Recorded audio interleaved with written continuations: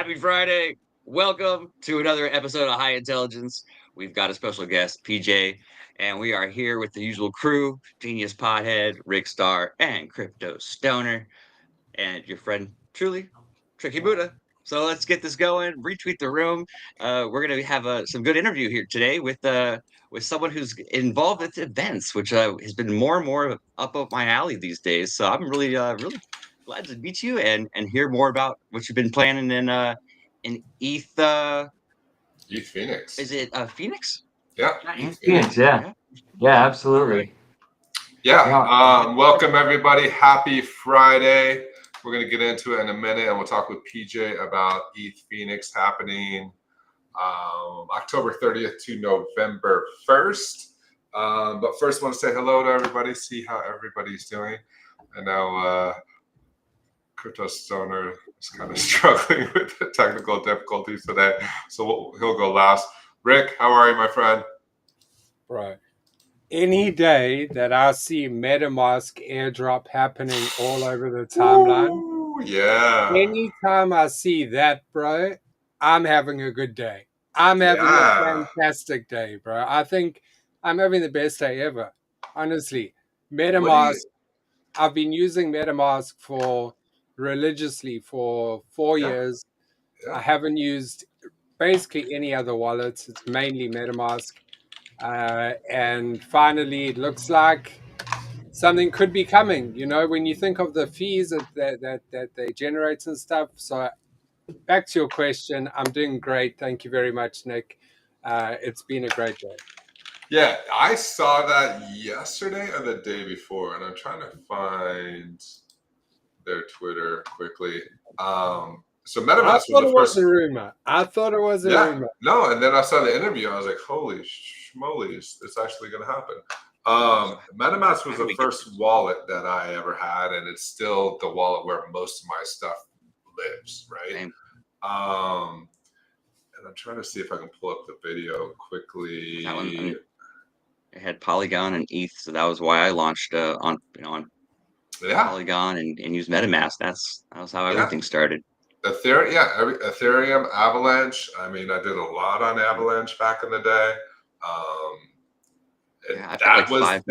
There weren't a whole lot of options when 4 or 5 years ago when I first got into it. So that was one of the only options that, at least the one I knew about. And it's kind of like if you're so comfortable with it, you just keep using it. And if that is real, that could be a massive airdrop. But who knows what is actually. And OpenSea and OpenSea doing these reward chests, lining up with possibly around the same time. Wow. Yeah. Those two together could just feels very reminiscent of like late 2021 going into 22 when all these airdrops just came in, and I think that kind of is what sent NFTs to the moon was, even ENS. I remember people were getting like 5-figure drops just for having ENS names in late 2021. So there were so many big airdrops, and I think if something like that has to come again, oh my gosh, it'll be great for the space. And I mean, especially behind a product like MetaMask, which you wouldn't really see that token dump, in my opinion. Maybe a little, but most people are going to back that token right over the long term because it's MetaMask, right? So and who knows how much they would drop to people. What does everybody need to do to claim this? Because we got to make sure people do it a safe way, because there's going to be a bunch of fakes. Yeah, that's true. They haven't announced it yet, right? Nothing. Yeah, they haven't announced it. They haven't announced a date or anything, and there was just, I believe it was on this interview, where'd it go? Just some teases. Here, that Joseph Lubin mentioned that there was going to be an airdrop or a MetaMask token airdrop. So I don't think we have any other information beyond that, dates or timelines or anything, or at least I haven't seen it. So yeah, it should be. That one's going to be massive when you think about all of the users that have used MetaMask and all of the transactions. it should be massive, absolutely massive. So it'll be interesting to see how that plays out and how if they do it well or not, right? I wonder what MetaMask's valuation is right now. Like, how much is MetaMask worth? Well, they currently service over 30 million monthly active users globally. Honestly, that number even sounds low. Claiming the total user base is over 100 million. This says, yeah, that sounds right. So this says 3.2 Ooh. billion. Oh wait, no, I'm sorry. Most recent is 7 billion following the Series D, but that was in 2022. So it could be even higher.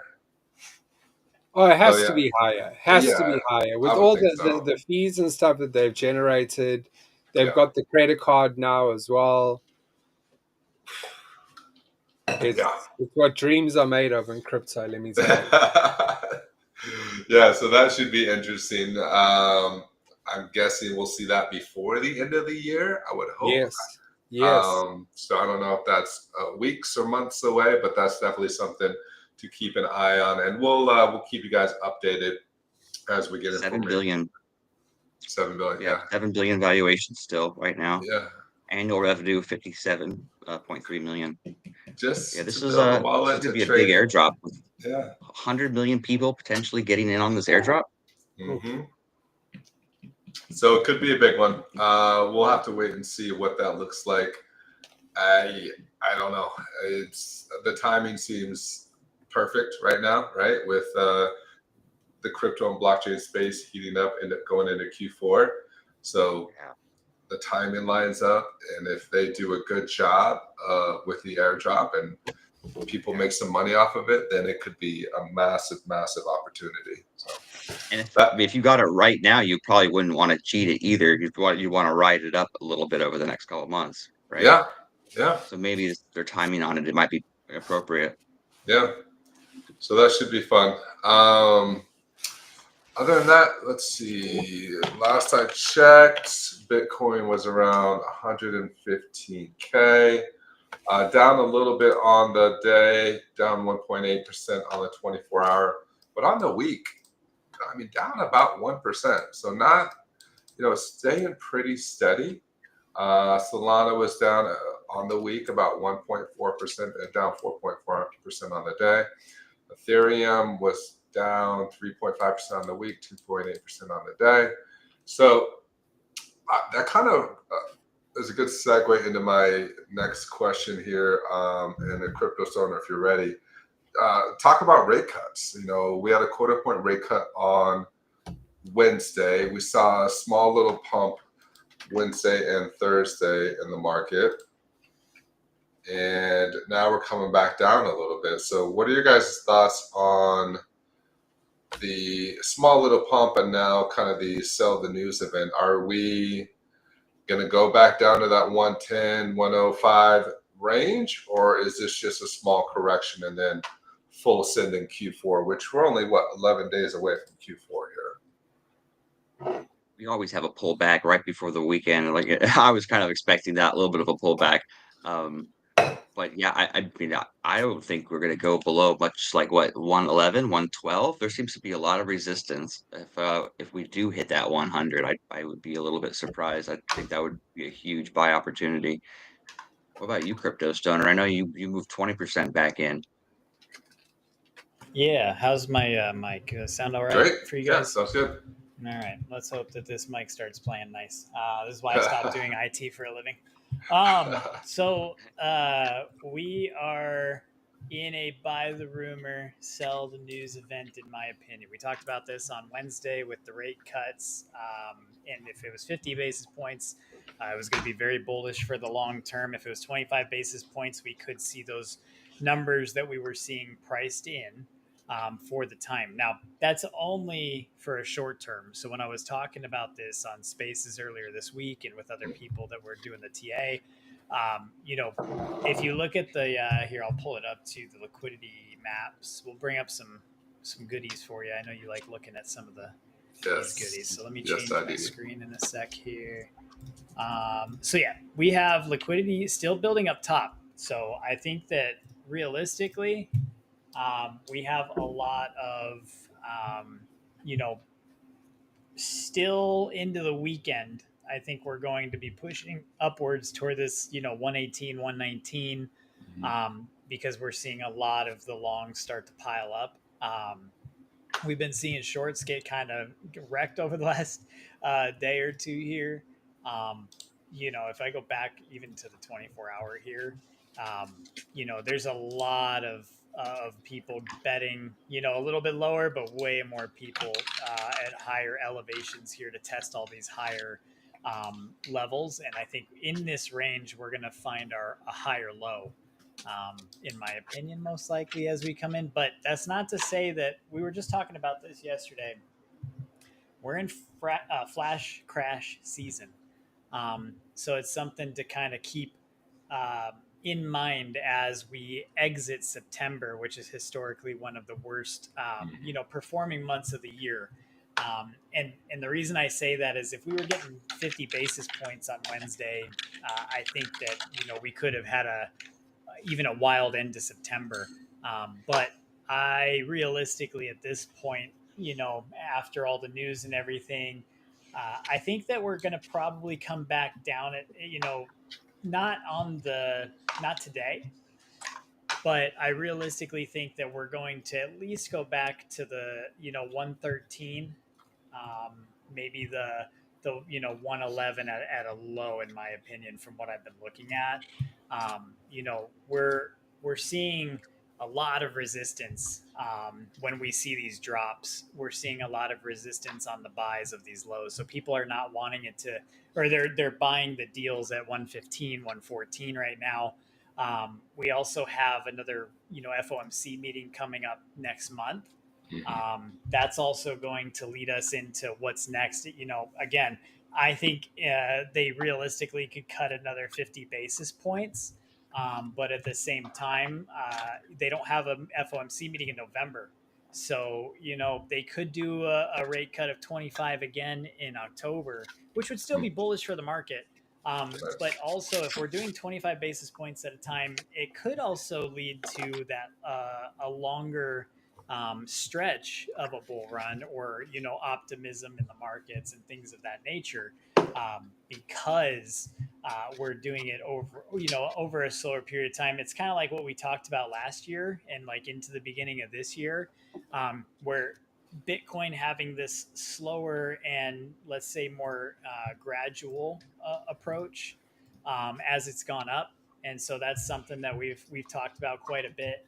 I believe, is essentially that with the way the market moved, if everything was going up slowly and steadily along the way, we would see a healthier floor continue to be built. And I think that's realistically what we've seen. We didn't fly to 100,000 from 48,000 last year. We set 60s and 70s and 80s before we really made that run to 100K. And so that goes into, with the way the global liquidity cycle is, and if you look at the macro data from the last 5 to 10 years, there's actually a lot of analysts that are talking about the liquidity cycle of investing, that this could be an extended liquidity cycle. So we're used to seeing pumping in the TradFi stock market, the crypto side, October, November into December, and that fall off. But I'm starting to see people say that the way that, we're seeing a lot of this resilience, adoption talk, legislative pushes, the SEC, talking about securities, all this ETF inflows that we could be seeing, because now they're making it easier for ETFs to get into the market. Now we're going to see things like Doge, Solana, SUI, XRP start to get a realistic addition to that ETF world, possibly. And with that coming, with the way the liquidity cycle has been looking, we've been building steady, even in the NASDAQ, even as in the S&P 500, especially. The S&P has been killing it and setting more highs. And, gold has also been setting more highs over the last couple of months. All of that is just kind of flashing that we could have a little bit longer of a pump in the liquidity cycle as well. So it's going to be interesting to see what the FOMC meetings hold in October and December, because if they do something like 50 basis point cuts in October, I think that that's going to be kind of a catalyst for a major pump into November. But if they do 25, skip November, 25 in December, let's say maybe they do another 25 in, Q1, January, something like that. That could continue that uptrend in all the markets, keep seeing a lot more new investors. I was also looking this morning, we still haven't broken 8% adoption in crypto. We still are under 8%, even with all of the, let's look at the market cap of crypto. We're sitting overall around 4.1 trillion ish today. It's been going up and down, might be a little bit lower at the moment. 4.1. Yep. So we're sitting at 4.1 trillion still, even with less, or not less, but not having an influx of new investors. That's just a lot of investors continuing, in my opinion, to stockpile any kind of resistances we've seen. That's why we're seeing such higher lows on a consistent basis. We talked about it last week, but look at us. We're still holding above 110,000. And that is looking very, very tough. On charting wise, it's looking like 110 is a tough resistance level to breach, because we're having 113 is seeing heavy resistance, 112 is seeing heavy resistance. So it just goes to show too that we're used to also seeing massive moves, larger sell-offs, larger, for us that have been around 2, 3, 4 cycles, we have seen 9,000 to triple digits again. We've gone 4-figure to 3-figure. Right. We've seen these massive corrections during the uptick into the bull cycle. But this cycle, we're seeing a lot more resistance without, again, having that mass adoption per se, or seeing an uptick in the adoption rate. That's all going to still come through October, November, December. So by the end of the year and into next year, we're going to see a lot of change in this. You're going to see a lot of new investors, especially institutions and governments around the world, that are going to be seeing this movement, this price action. And we'll start to see that FOMO and that euphoria hit back into the markets. And, honestly, once we really see that first initial uptick in that alt season, Ethereum full dominance take over, we're going to have a little bit of a better signal in that moment of, is this going to be more of an extended cycle, or is this going to be a, traditional December, start looking to sell your bags, January, be out of the market, or February, March, be out of the market completely as we, cool off and go back into that, testing the low sides from the bull run. So kind of my look and see on everything this week. Yeah, Seeing some good following that bounces mass off adoption. What's that? I'm sorry, some good bounces off that resistance too. When we're looking at the chart a little bit closer, like it's hitting the resistance at like 115, 114, and it has a nice little pop up, and then it comes back and tests that again. But and I'm thinking, like, if we get rate cuts maybe this month and then another one in December, quarter each time. Yeah. Right. I think that's kind of what we're looking at, and that's going to extend the whole season just a little bit. Well, like you said, the slow burn is healthy, right? The slower burn is the healthier track up than, just ripping in October, November, and then, like you said, selling your bags in January. Yeah, and that leads us to this 115 and me saying buy the rumors, sell the news event. Because of that 25 basis point, I do think that by the end of October, we do see a 113, 112, maybe even 110.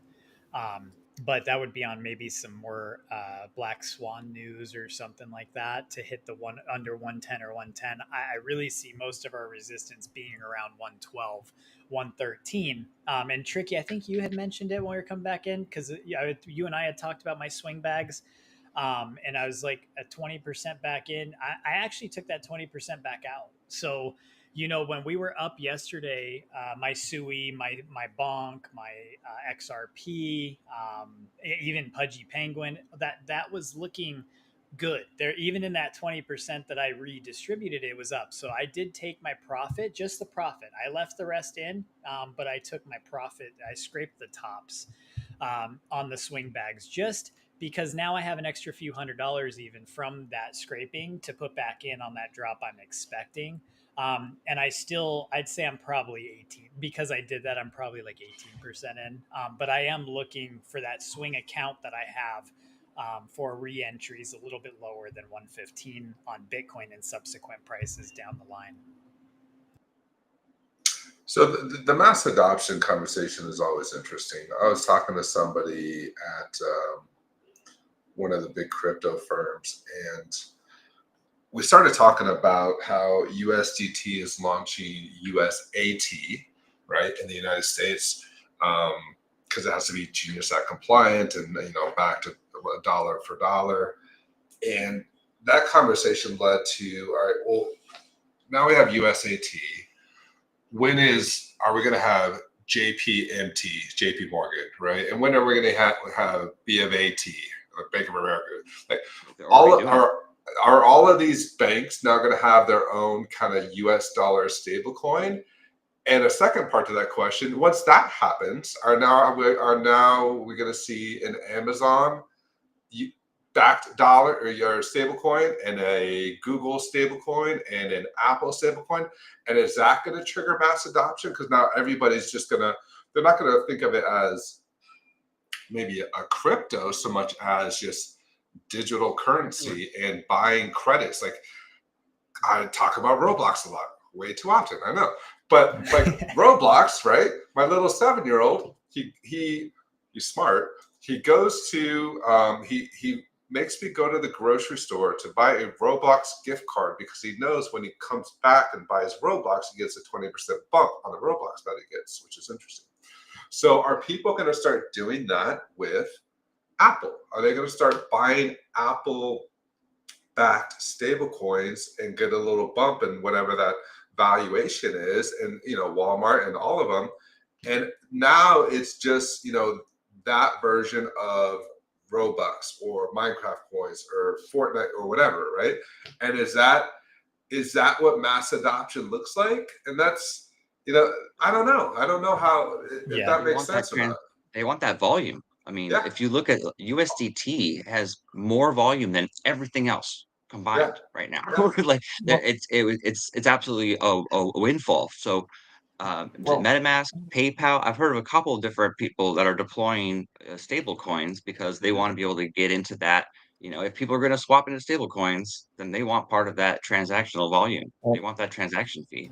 PJ. Wednesday, we are all of a sudden up like 50% in volume. I mean, that was a really big uptick for the middle of the week. PJ, how do you feel? I just had a thought on this. Realistically, it's interesting because Genius, what you're talking about is an economic model, right? You're talking about how do people get more advantage from the dollars they have, and Right.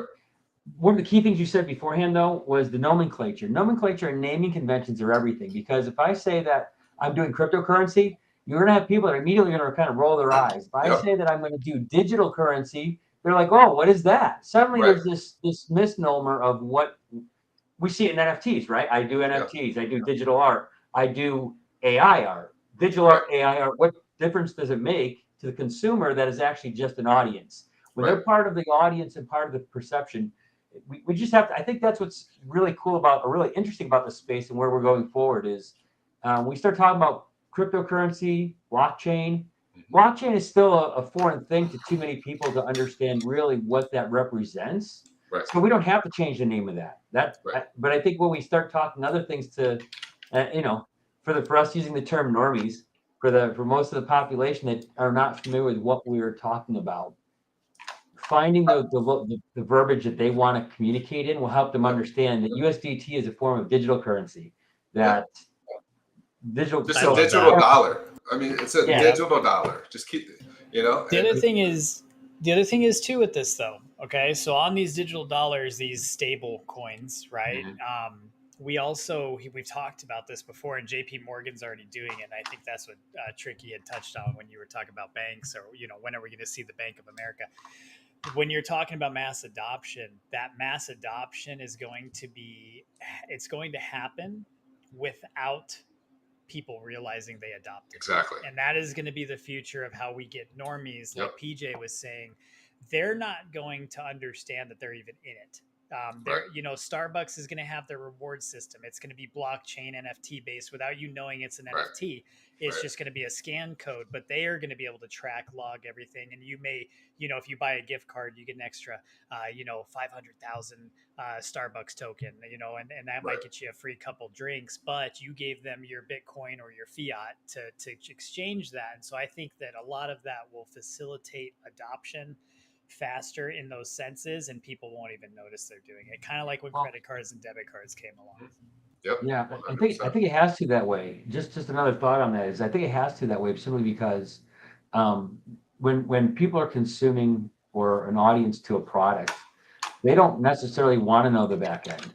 They're happy to have how it's consumed in front of them. Yep. And there's another point that you made that I really liked. Mass adoption is going to happen in a format that I host a weekly event. So every week we do the Stay with Crypto AI film through. We do meetups every Friday, and we've been doing them for about 4 or 5 months now. And the people that come out are not us. They are. We do have people that come out that are us, but we have a lot of people that are interested and curious, and they just show up. Yeah. So when they come out, they're asking questions like, "How do I get involved? What do I need to know?" And I think the first couple meetings was really an eye opener for us because we were expecting probably more of people that understood already, and those that are curious. It's like, how do you explain? Here's a wallet. Right. I'm going to give you 24 words. Write these down and don't give them to anybody. And don't lose it, right? And it freaks them out a little bit. So it still freaks me out. It still freaks me out. The barriers, everything. Got it. In order to get adoption, we've got to make it so it's easy, consumable, almost transparent in transaction. They don't even know it happened. Yep. That's going to be your breaking point. But it's been really interesting for these past several months doing this, and now we're to the point where we're bringing out all of our hardware wallets, and we're showing people here's how this works. This is what this does, and we're letting them transact money back and forth, and we're showing them that so it gives them sort of an experience, and that's I think that's invaluable, right? I mean, they're bringing out their friends now to show them and help them learn. Yeah, and real quick, crypto. I love the analogy to the credit cards and debit cards. I think that's perfect because when credit cards and debit cards first came out, people were obviously using cash and they had their checkbook, and however many years later, I would be standing in line at a grocery store, standing behind somebody ready to use my debit card, and they're in front of me writing a check. I was like, what are you doing? Like, hurry up. Like, why don't you have a debit card? And I think that's how we're going to look at crypto in 2 to 5 years. We're saying, why aren't you just using crypto? Why aren't you paying with crypto? I mean, kind of how Google Pay and Apple Pay now, right? Even I was slow to adopt Google Pay and Apple Pay, but now, I mean, it's just so easy. Everything is on your phone. So there is an evolution in how you use money, cash, checks, debit card or credit cards, debit cards. I don't know which way came first. Apple Pay, Google Pay, and now we're on to crypto. And you're right, PJ. The mass adoption is going to happen without you knowing. People don't want to know how the sausage is made. They just want to be able to pull up their app and be able to use whatever app they have, whatever the front end is, Google or Netflix, Hulu, whatever it is. They don't care what happens in the background, where the servers are located, what cloud computing software they're using, what HR, S&P software. They don't care about any of that stuff. They just want to be able to watch their favorite shows on their phone, that's all it is. So yeah, mass adoption is going to be interesting to see what that actually is and what that looks like. But it could be B of A, Wells Fargo, Chase issuing their own stable coin. It could be Amazon or Walmart or Apple. There's one thing I want to throw out there is that we were talking earlier. We were all talking. I love the conversation, by the way, of talking about Coinbase and how many Coinbase users there are in daily activity. Okay. If we put it in perspective, if we say, what was the number? 30 million? Daily, yeah. Okay, so 30 million. That's 30 million worldwide. Right. Okay. That's a small number. That's a very small number because in Maricopa County, in my county alone, just one county in Arizona, we have 5 million people. Yeah. Okay. That's a fraction. That's a significant percentage of that 30 million. Yeah. And that's just one county in one state. So we talk about, mass adoption. What do we qualify something as mass adoption? What is the number that has to be before we say What's that- the tipping that's point? the Is it point? 51%? What is that? What is that? So What does that look like? I asked AI this before. I've actually done this breakdown too on market cap, and one time I don't have all the numbers memorized right now, but 50% is considered mass adoption. So I was going to say 51. Yeah. So yeah, but they do count as 50. It doesn't even have to hit 51 Okay. per se. So they considered mass adoption of the internet at 50% of the population having access to the internet from my research. Now, the thing is with that too is if you look at the market cap of Bitcoin, if you were to multiply the number of trillions that's in just in Bitcoin right now, the couple trillion, having that move from 7 let's say 5-6%, whatever the adoption is now, every time you double that, essentially you almost double. You could even have more than double, but let's say shoot a little under, even if it's a little less than double, that every time you increase that, 14%, 32%, and then you get to that 50% range, your market cap also of crypto is going to be over $10 trillion. Yeah. And it shows why those price predictions of people saying $1 million Bitcoin one day, those things, it's because there's also only 21 million that can ever be had. We know that that's not enough for the world. And it leads into that supply shock that could happen, but also knowing that, for every few percent we add, we have to also, take those numbers and expand what would Ethereum's market cap be at roughly. And that mass adoption is going to have more money in it. If you do the math that we see now, by the time we were to hit 50%, it's going to be one of the highest accruing assets in history. Bitcoin would be at that sense, and it just goes to show that, on that zoom out scale, 5-10 years from now, the amount of adoption and market cap coming into the overall world. And like we said, if everyone is onboarding their own people, banks are creating their layer ones and having their stable coins, it just increases how much money and the world is actually a part of this ecosystem. To your point, it's not going to be linear, right? So I think we're in this kind of orangish area here, early adopters, 13.5%. This section here, we're probably in the early stages of it. But to your point, it's not going to be linear because of supply, right? So as more people come on board into crypto, as that 8% goes to 16%, Bitcoin is not going to just double. Is going to 2.5x or 3x or 4x or whatever that number looks like, because supply is not unlimited, right? It's a limited supply of 21 million. So that's another interesting thing to keep an eye on, is the number of wallets, the 21 number of million people coming coins. on. Yeah, and we have 58 million millionaires in the world. yeah. So they're all gonna. At some point, I've said this before, but at some point, I think owning one Bitcoin, if you're a millionaire or a billionaire or whatever, I think owning one Bitcoin will be a status symbol, because there are only 21 million. And so can you get your hands on that? I think it'll be, just like owning certain pieces of art is a status symbol, right? So certain cars or certain anything, it's going to be the ultimate digital collectible. And if you have one, you're going to be in a very small circle of people that have one, right? Because obviously there's going to be people that have, hundreds of them.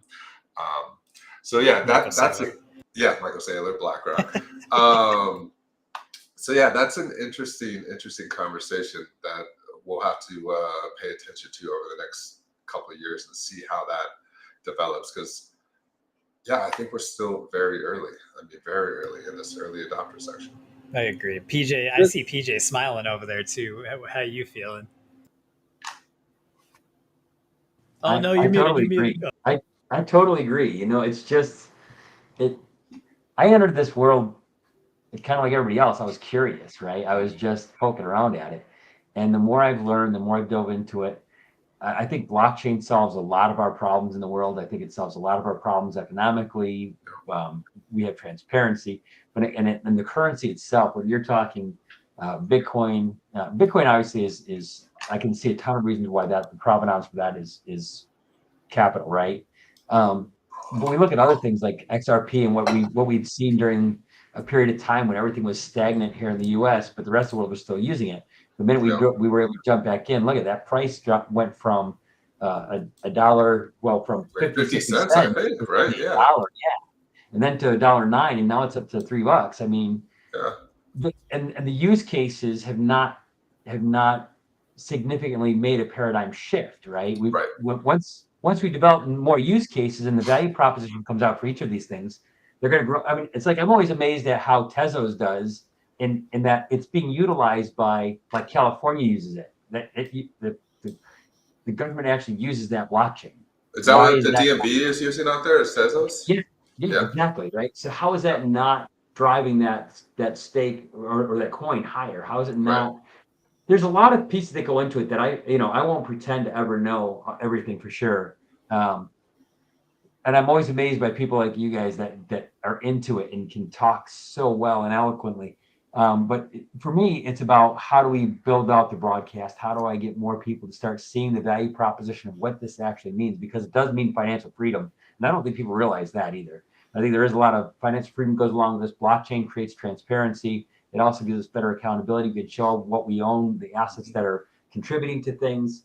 I don't know. I mean, that's kind of why I tie this to what I was doing with the film festival is that those are all people that make content and create something, and yet they have no way to find the right distribution channels, or they're struggling with that.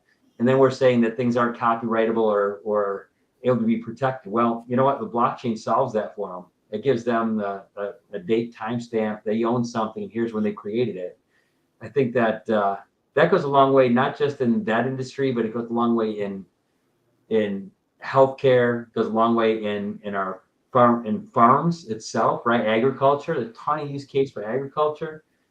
Yeah, I just get excited about it when we start talking about the use case for Bitcoin and what Bitcoin actually represents versus the use cases of other tokens. It's significant. Yeah, they're going to tokenize the world, right? They're going to tokenize the entire world. I think there's one market that people don't really speak about too much, and that's the global remittance market. You know, that market is up to $1 trillion per year. And if you don't know what that is, that's MoneyGram, Western Union. It's cross-border transfers, right? How do you do that? You need to go into a store. You need to go and apply. You need to go in. It is so complicated. It takes time. These people that are sending money across to their families from wherever they're working in these first world countries to third world countries, this is billions towards $1 trillion. Yeah. And crypto solves all of that friction, all of the friction that you get of those transfers. You can do a transfer to your uncle in Madagascar at 12 o'clock on a Saturday because he's having trouble in a hospital and he needs that money right away. How can you do that with Western Union? How can you do that with Western Union? You can't. You'd have to send the money Monday. They need to go. It's complicated. Crypto. One of the biggest things that crypto can do is this 7 days a week transferring money all around the world, and that's just at its most basic level. That's just at the most basic level what a blockchain can do. And if we can sell just that alone to the world, just that alone. Think of that, $1 trillion market cap added to crypto. It would make a massive difference. So I just think, like you guys are saying, it's just a matter of time. It's like the internet, how there wasn't one day when suddenly everyone was using the internet, right? It wasn't like a mass adoption day. And I think that's what some people in crypto think will be like some big event where all of a sudden everyone will go out onto the streets and buy crypto. No, this is just gradual chipping away and getting more and more people in and understanding the actual use case of it. Not trying to make money off it or anything like, oh, I want to send my money to my uncle in Madagascar. How am I going to do that? Well, instead of you going to MoneyGram and paying them all these fees, I've got a solution for you. Send it in Solana. You'll pay a couple of cents. He'll go and withdraw that money out at his local bank same day, within an hour. You know, that right there is use case that the traditional banking can't offer. And crypto offers that. And I swear that these bigger companies, Western Union, MoneyGram, are shaking in their boots because their whole business model goes out the window. Like 100%. Just like Tower Records They're is now out of business because of the Apple, Apple iPad or iTunes or whatever. Yeah, 100%. not going to give up. None of these banks are going to get out of the money business. What they're going to do is they're going to adopt it. They're going to use Hopefully, it to yeah. transfer money, and then they're going to just say, "This is the rapid e-cash, and it's But- cheaper than a wire." but And something you that way guys they can get their fee. something you were talking about earlier was the Amazon thing, and like Starbucks and all of these people using their own currency. Mhm. That is a major threat to banks. That is a major threat because then you're keeping your liquid in a token that is not USD, right? You converting it into this token, and that interest that the bank would normally make of having your money in there is now no longer going there. It's going to Amazon, but Amazon can then set up staking where you get rewards back, and so this could be a revolution of fiat, right? And what this is what we've been speaking about for a long time. Maybe this is what it looks like. It's not just Bitcoin; it's Bitcoin as a reserve, and then all of these companies realizing the strength and power of blockchain and to have that self governance and adopting that to even not even just having their own coin, having their own chain. Amazon has its own chain, Yep. and so I think it's just these things take time, right? So within 5 years' time, I think that will be the meta, and it's scary in terms of like the US dollar crumbling, the euro crumbling, but we might have to go through that pain to get to the gold on the other side. Is just the point I wanted to make there, and I don't think that transition is going to be simple and easy and fun. There's going to be some major hurdles in the way, but I think it's inevitable. I agree. I also think that we're going to see a lot of these institutions and money places of that nature. We're already seeing it with J.P. Morgan, in my opinion, which is them creating their own token. But they're going to all want to be collecting as much Bitcoin, whatever you're paying in. They're going to want to always give you something else that's theirs or someone else's ecosystem in that sense. And basically, what we're going to see is MoneyGram, Western Mutual, and J.P. Morgan all have, hey, if you give us your Bitcoin, if you give us your Solana, we'll give you 25% extra of our coin, and it's a dollar value, all of that stuff. And we've talked about a little bit in the conspiracy realm of that, of just that's how they will take back their buying power again, is by just like when hey, give us your gold, we'll give you fiat. Look at this paper money. That's great. And then all of a sudden it's not backed by it in a few years. And there you go. Now, you start seeing hyperinflation, which is why we're here. So it just also goes to remind everyone, as you see these institutions and places want to give you something of theirs that they just created and it's cheaper, faster, just give us some of your Bitcoin. It's always going to be better to transact as much as you can inside these layer ones directly peer to peer, instead of entering an institution into that, unless you need to buy a house, get a loan, those kind of things.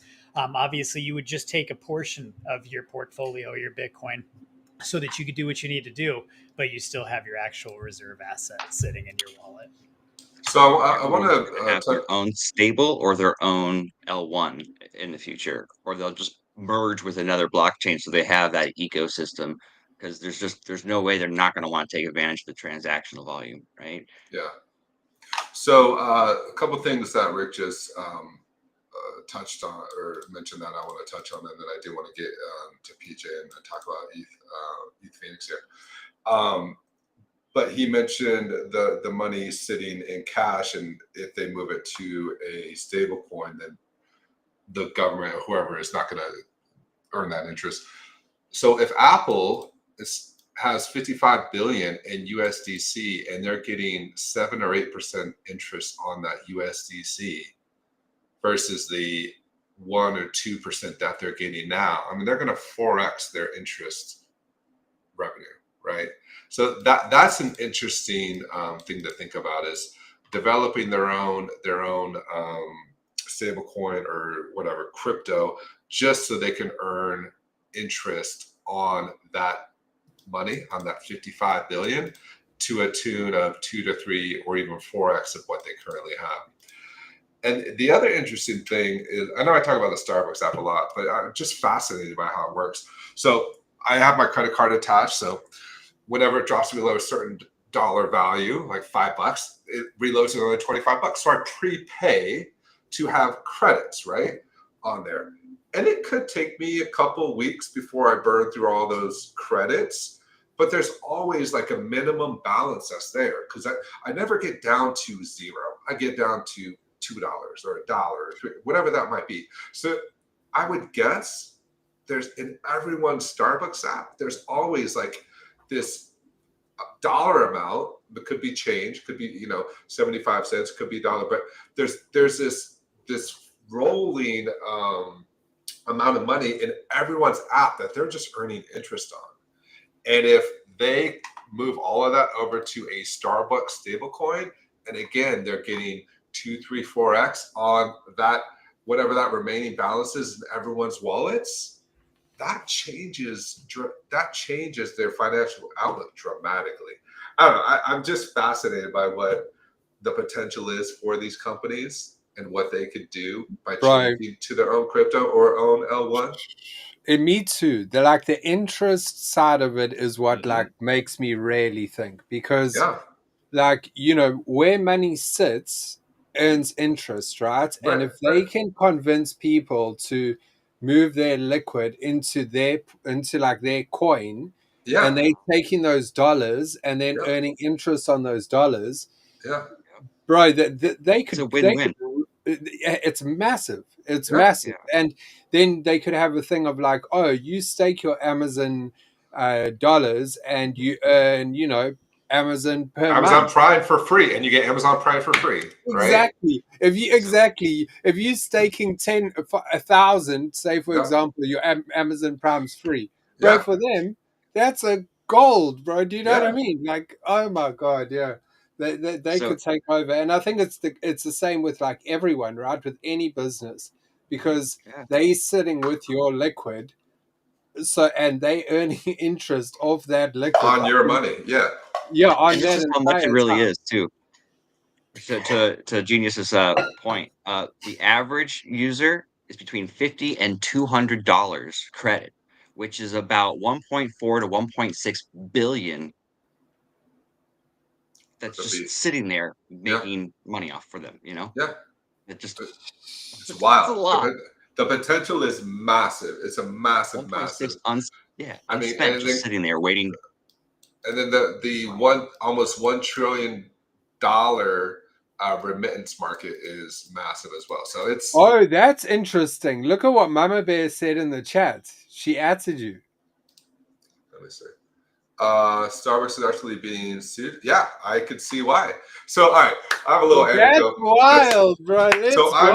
I went to Austin, Texas, I don't know, 5 years ago, 6 years ago. And while I was there, we went on those little scooters, electric scooters. And so you had to prepay a dollar amount to use the scooter. And I know I have like $2 or $3 left in that stupid scooter company. But is it worth my time to figure out how to get that $2 or $3 back? So I mean, I could see Amazon being sued or those little scooter companies being sued because they just hold on to your money indefinitely until you actually figure out that you have it there, or B, how to get it back, which sometimes is difficult.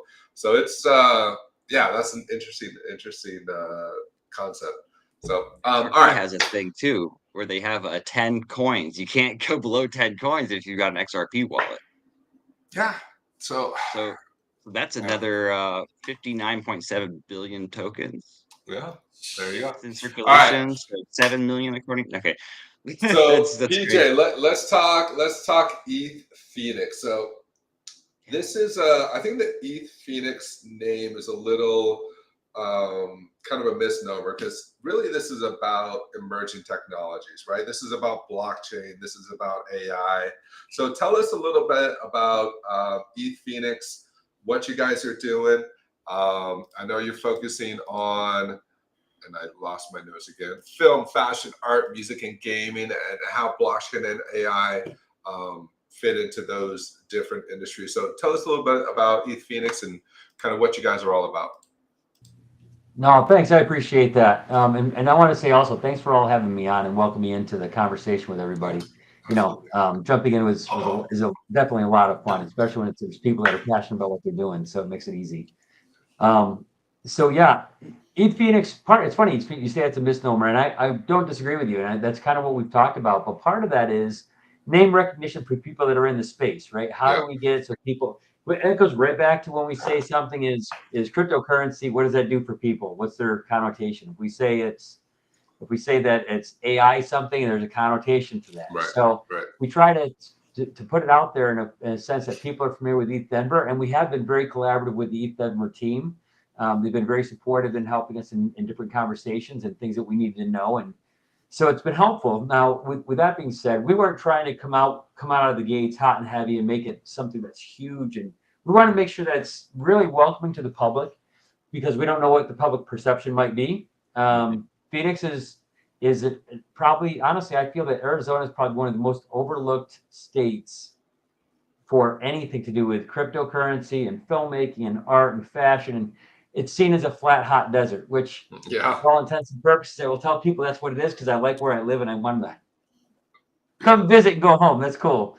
No, it's I love being here. Arizona is amazing, but what we're going to do with ETH Phoenix this year is really it's about that exposure. We're welcoming in students from ASU, UA, and NAU that are participating in different events. We want to have them do breakdowns of kind of jam sessions or ways that they can actually do some hackathons. We've got some programming already established specifically for that. We have organizations like the Bit Angels. The Bit Angels are also going to be here, and they're going to be putting on what do they call that? A pitch competition. So the pitch competition is going to give an opportunity for people to come in there, showcase what they do, how they're associating that to crypto and the blockchain, and then see if they can't get some support from the Bit Angels. So we want to make sure that it's open to the public, that people know what's going on. The film festival event is probably more of, this goes back to something we were talking about a minute ago, right? We're talking about all these like Amazon, or well, not Amazon, but you have all these organizations that want to create their own little token, so to say, and they take the currency in and then they go out with it, right? With some other token. DC has done that. Marvel has done that. There's a company called Candy that does that. And they work with those companies. So I'm not absolutely welcoming your wallet, pulling your crypto. They give you some asset back in a different denomination. You make your purchases for the goods you want with that denomination. Okay, that's great. You want to sell it. You have to sell it back on that platform in that denomination for the things they have, and then see if you can get your crypto back or cash it out as cash and not as crypto. So there is some, knowing that type of thing exists. The reason that's successful is because it's entertainment based. People love to be part of something, just like we love to be part of crypto and we love to be part of the blockchain and Bitcoin, which is why we have these spaces and we find our own little, for lack of a better term, our tribe, right? The group of people that we like to associate with and we have a relationship with. People in general, we all have something. Like Tricky and I were just talking, we skateboards, right? We said, hey, I've got all these skateboards. He's got a skateboard right there next to him. We immediately connect because we have something in common that we can see. And using things like AI in film, art, fashion, gaming, music, those topics themselves are what people want to be part of. They don't necessarily care that it's AI. They don't care that it's on the blockchain, but they have this passion for a specific thing that they can find common threads in. So the point of the festival is that the AI Film Festival is meant to be a focus on what brings us as a common thread together and learn about the new things. Be part of something new that's growing, whether that's AI, blockchain, crypto. And it's not just Ethereum, even though it's titled ETH Phoenix, mostly because it was the nomenclature we had in our head at the time. It's where we were in our thought process. But we have Litecoin that's going to be involved with it. We have Base that's going to be involved. Cosmos and Atom, because they're interested. They're doing things in the gaming industry, so they all have some different things in how they want to be part of it. That's kind of the goal, is to get people to see that it's not just one chain, it's not just one layer, but this is a complex organization, complex system that we have people that are good stewards like all of you to put on a space, to educate people, to talk about it. And this space is free. This doesn't cost anybody, but they don't know we exist. Yeah. Because again, 30 million users inside of Coinbase is this county accounts for 1/6 of that total number. Yeah. Globally, we have 6 billion people.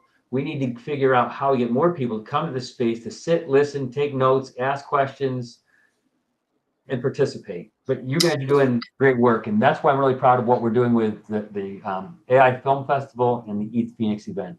It's about getting people to see what it is, where it is, talk to people that are in the industry, see these things, and realize that this isn't some big scary thing behind the scenes of ecosystems, right? That AI is not a bad guy, blockchain isn't a scam, that this is actually things that are tangible and can be part of it. So when we talk about like fashion, for example, fashion on chain makes sense to me. And Tricky, you asked the question: Is your skateboard on chain? My wife loves buying the purses, right? She loves all the purses. So having that purse with an NFC chip or something that's on chain that can show proof of ownership, that makes a ton of sense to me. Obviously, AI and film and art and even music makes a ton of sense to me. Blockchain or NFTs in gaming, crypto in gaming makes an AI in gaming. I mean, NPC is like GTA 6. What is that going to look like? So it's all of this makes sense. Are you when you put on these events, are people walking in? I know you mentioned that they're curious, but does it make sense to them? Like, do they see the application or at least how it could be applied in the future? Or is this like a whole new world and you're really opening eyes for people? That's a great question. It's actually both. Okay. Because we do, I mean, for example, last night we hosted a film event at Pollock Theaters. It's a local mom and pop theater, but they have a beautiful setup, and they welcomed us in when we came in and said, "Hey, we'd like to show AI films on a regular basis." And what's happened is, like last night, we had a woman that had come in. She sat down. She came all by herself. Found out about it. She paid a $3 admission to that movie theater. She sat down, bought her popcorn, and she sat there. She watched 45 minutes of AI films, and I'm talking like poetry interpretations that people had created, music videos, stories, short stories. Some of them, I think one was like 7 minutes, 8 minutes. And what happened was at the end of it, I asked everybody, I got up in the front, had a chance to talk to the audience and ask questions and what they liked, what were they curious about, what did they know. And that woman had never seen anything in AI. She came up because she was curious. Yeah. And so for her, it was totally new. And she told me, it's like, I don't like horror films, so the scary ones I wasn't a fan of. But this artistic one that was a music video, very artistic. It's not meant to be perfect. It's meant to be artistic. Yeah. She loved it because that's who she is. So Sure. That's where I love the diversity that it created, because you have, and then I'll take that step back, because the reason the Bit Angels got involved, the Bit Angels came out, somebody from a Bit Angels came out to the event, was curious of what was being broadcast, what did it look like, and was somebody that's aware of blockchain, crypto, and what this means, sat there, was entertained, and realized there is something here that we need to keep professing to people to be part of. So that was how it all came in. So yeah, it's a full gamut of people. It's not like one type or another. So it's interesting, right? When YouTube first came out, it created the creator economy. And then social media kind of expanded that. Well, it did expand that. And so now you have this massive creator economy, influencer economy. And I think these AI tools are going to democratize that in a way where anybody can be a creator. Anybody can create film or art or music or NFTs. And it's going to be, maybe Renaissance is too big of, too bold of a term, but I think we're going to see this massive proliferation of art and music and fashion across the world where you normally would not see it, right? Yeah. In parts of the world, when we talked the other day, you part of your past work experience was bringing the internet to the Navajo communities. And you know, you rattled off a bunch of statistics that I'll probably butcher, but you know, bringing internet to the world, right? Bringing internet to the Navajo communities. And now they are going to have access to these AI and blockchain tools to create whatever they want to create with simply a phone, right? Yeah. So it's going to be, I mean, we're already living in interesting times with what we've seen in AI just in the last couple of years and what we've seen in blockchain in the last, I don't know, 5 years or so. And I think that's only going to get faster and faster and faster and accelerate more. And I'm just fascinated by it. One of the things I'd like to share, and I kind of shared it with you, but I'd like to share it with the rest of the team here, is why I started this. I started, and I don't know if I actually did share it with you, but one of the reasons I started this as a project. This wasn't intended to be a business or an organization or turn into what it is right now or where it's going. It started because my youngest daughter is 22 years old, but when she was 14 months old, she suffered a brain hemorrhage from a vaccine reaction. She lost all of her fine motor skills, her ability to talk, eat, stand, but her intelligence is there. Brilliant young woman. And I had been in tech for about 27 years. So I was working at a university as director of IT, and we were looking at how IoT devices and AI could possibly work together to improve the quality of experience for students on campus. With that being said, generative AI kind of came out, and I was exploring that just for fun, trying to see what it could do. And this was a couple of years ago, and I brought it home to my daughter. Well, when she was 18, she aged out of her physical therapy, so she was no longer eligible to go for therapy for her hands and walking, etc. So I would be home and I would draw and I'd give it to her and she would color or paint.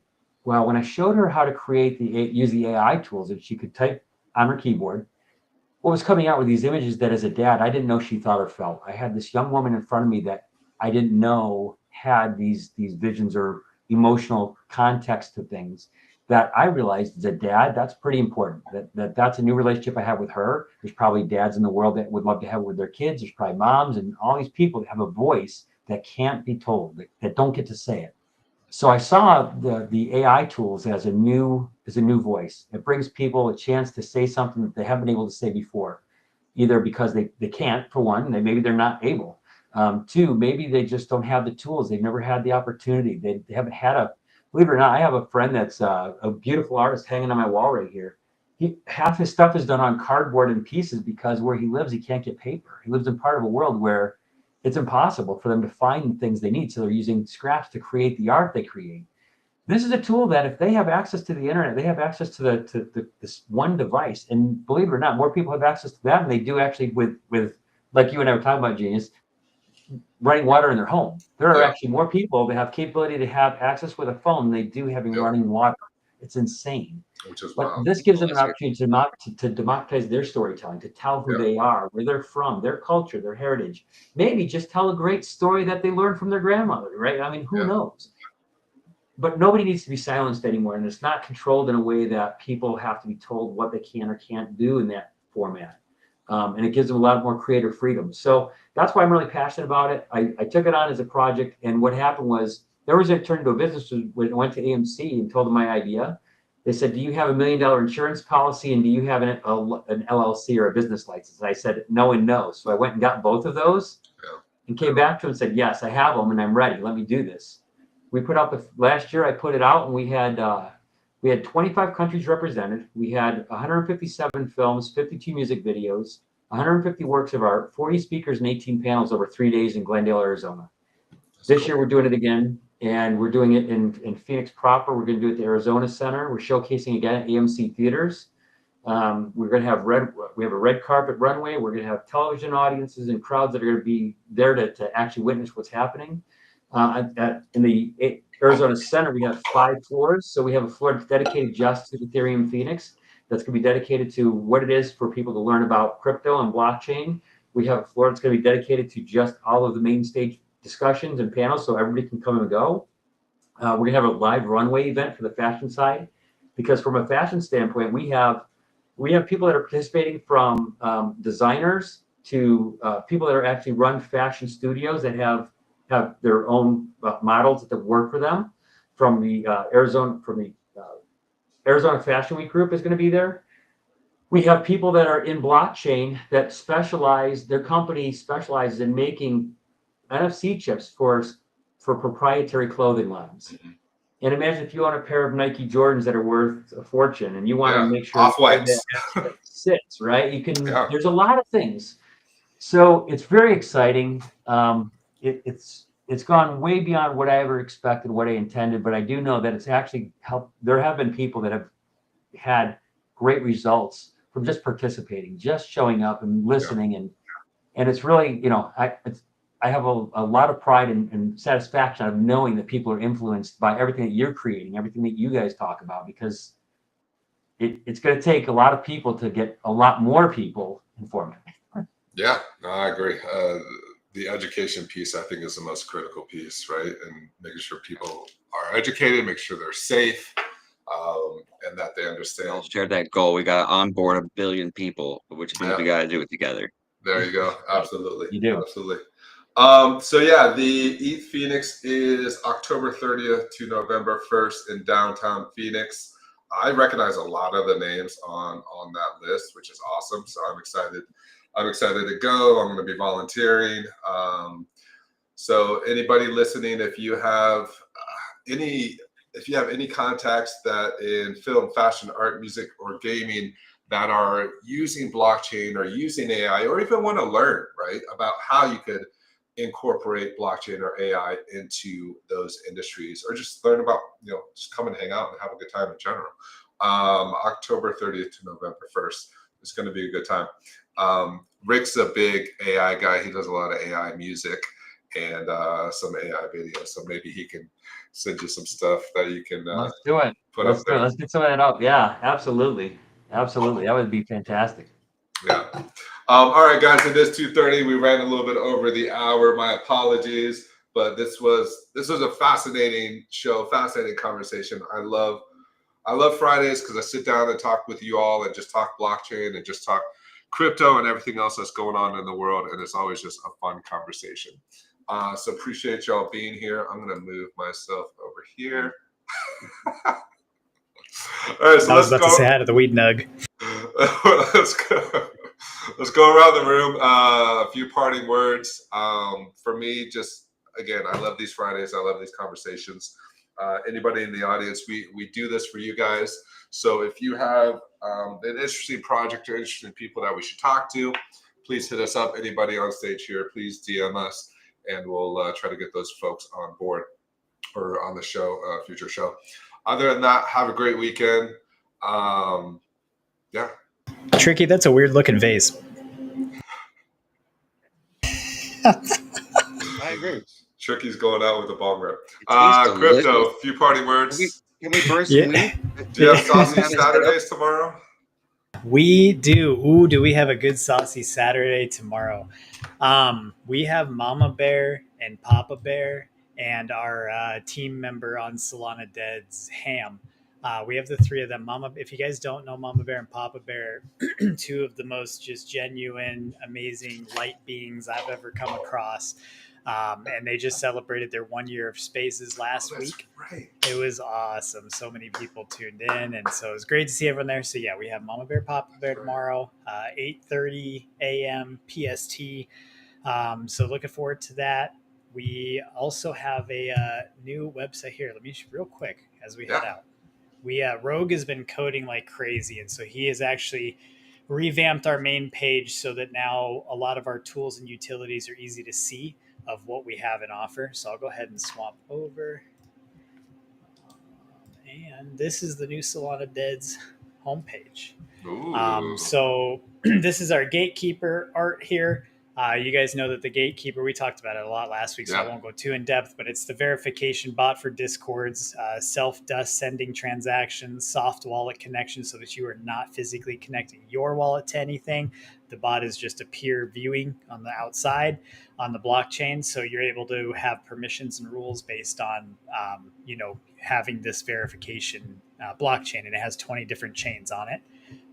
But we also have our pre-sale on here now. If you hold a DEDS, you have access to the pre-sale for our token, which we finalized we have on the back end pretty much finalized our ecosystem of how the tokenomics and all of this are going to work. We're just implementing everything through code testing, but everything is pretty close to finalized. So now we're giving the pre-sale a front page view.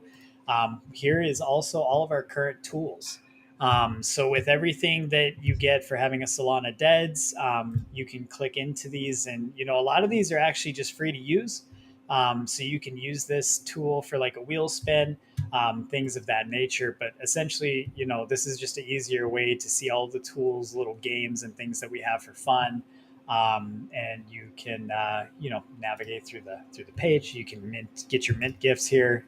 So if you guys know about these, but if you want your shoes or your hoodies and stuff like that, this is where you'd go for all that. So we've made some updates as we're getting closer to having the next stage of Solana Deads rolling. So thank you guys to everyone for all the love and support. Thank you. And thank you to Rogue. Obviously wouldn't be able to do it without him. He's a coding monster.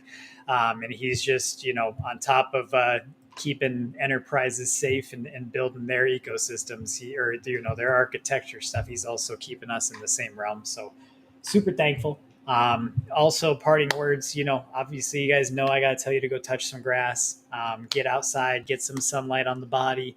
Remember to have some fun like Rick Star was down there with his little party. You know what I'm saying? See, he knows what's up. You got to have a little bit of fun. Don't take things too serious, as Tricky was saying. It's not that serious. So just enjoy your guys' weekend. We'll see you around for, next week. And keep your stop losses tight and rolling, because the market's going to be volatile on shorts and longs. I love you guys. Thank you, as always. Appreciate you, Crypto. All right, Tricky. Touching grass over there, buddy? Yeah, man. Oh, we should be burning weed every Friday. Did you get that wallet set up by chance? No, I didn't. I forgot. All right, so we'll have to burn some weed later. Yes, but I'll do my part. You burn the weed now. I'll burn the weed later. All right, Rick. A few parting words. Yeah, bro. All good. You got Shiba Saturdays tomorrow? Of course, or are you bro. doing Sundays now? No. 4:20 p.m. EST. It was just because last week there was sports like Wahoos, like it was crazy. So back to 4:20 p.m. EST tomorrow. We've got we're dropping a 1 of 1 tomorrow. So finally people are going to see the new 1 of 1s. Looking forward to that. We did a bunch of sweeping today. It's been a fun day for the Shibas. And that's pretty much it. More updates coming soon, but have a great weekend, guys. Enjoy it. And just my own thing. I didn't speak too much about my TA at the moment, but I do think that there's a bit of a head and shoulders pattern. Like Crypto was saying, Crypto Stoner. And the neckline looks to be at around 115. So if you guys see a significant move below 115, I would say just be very cautious, because that kind of breaks it. But if we hold that 115, we should be good. So I just wanted to point that out, because that head and shoulders pattern that I keep seeing is quite heavy, but that neckline is the 115. And so just stay safe, guys, is all I can say with your longs and shorts. I saw there were loads of longs liquidated in the last couple hours. So, just be careful. All right, PJ, a few parting words for everybody. I just want to say thank you again. It was great to be on here with all of you. You guys are absolutely fantastic. I can tell you're really passionate about what you do. And anybody that's listening in the audience, I tell you what, this is a good group of guys, seriously, putting on good knowledge and information. I did want to tell you also that I just created Intel 20, INTEL 20 is going to be a discount code for anybody that wants to come to the festival. It's and that's for the film festival. AIFilm3.com is where you can go to take a look at what's going on. Come join us. I hope to see a lot of you out there. Thanks for having me again. Yeah, no, this has been a great conversation. I love just talking with people about crypto and blockchain and AI. So you're welcome back anytime. We'll probably have you back just before the event, and just give everybody an update on who all is going to be there, what they can expect, how to get tickets, all that fun stuff. But I'm looking forward to it. As soon as I saw it, I immediately messaged Shelton and said, "Hey, I want to volunteer," and that's how I got it. And that's how I met PJ. So I'm going to be there. I'm looking forward to it. It's going to be a lot of fun. All right, that's it. Have a good weekend. Appreciate y'all. Talk to you later. See ya. Peace.